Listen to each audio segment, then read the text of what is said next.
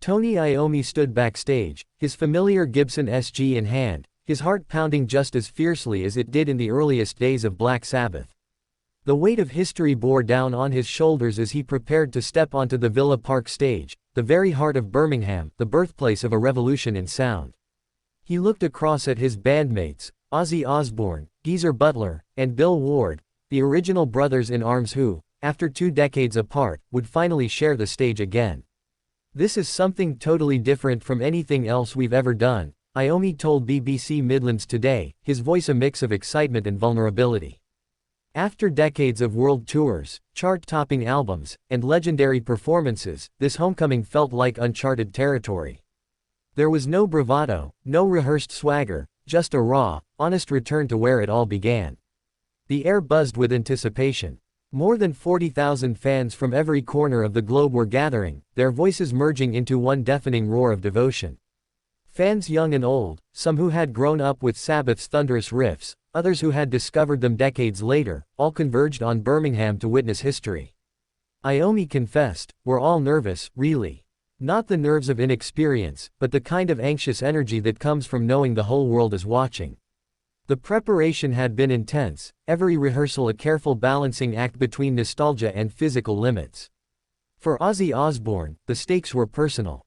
The Prince of Darkness, battling through health struggles that had sidelined him in recent years, was only expected to sing 4 songs. But in those 4 songs, every note, every howl, every tremble in his voice would carry the weight of a lifetime. Rehearsals hadn't been easy. Each of them had changed. Time, age, and life's battles had taken their toll. But when they picked up their instruments, something ancient and primal awakened. Iommi's riffs still crackled with menace. Geezer's bass lines still rumbled like distant thunder. Bill Ward's drums, though tempered by years away from the stage, still drove like the beating heart of a beast. And then there was the crowd. Iommi found it hard to comprehend the scale of it all. "People are coming from all over the world, and I just can't absorb it," he admitted. He marveled at the power of the music they had created in a small industrial city all those years ago, music that had broken through cultural boundaries and generations. The Villa Park show was more than a concert, it was a gathering of tribes. Alongside Black Sabbath, heavy metal's most formidable forces would take the stage: Metallica, Slayer, Pantera, Halestorm, and Anthrax. Titans united to pay homage to the fathers of them all. For the fans, it was pilgrimage and celebration. For the band, it was closure. A final chapter, written in sweat and steel, in the place where it all began. Birmingham, the gritty industrial cradle of heavy metal, was now the cathedral of its farewell. The streets around Villa Park pulsed with energy. Black-clad fans filled the pubs and alleyways, sharing stories of how Sabbath's music had shaped their lives. Vinyl collectors, tattooed diehards, and teenagers discovering War Pigs for the first time, all stood shoulder to shoulder, united by the same sound. Inside the stadium, lights dimmed and the opening strains of Black Sabbath rang out, dark and ominous. A chill ran down every spine.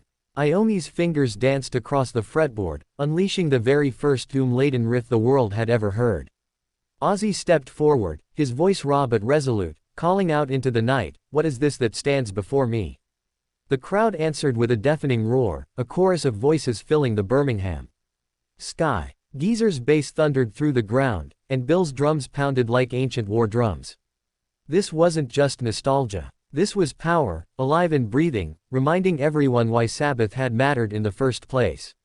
Song after song, the setlist unfolded like a history lesson in heavy metal. Iron Man, Paranoid, NIB, each met with rapture.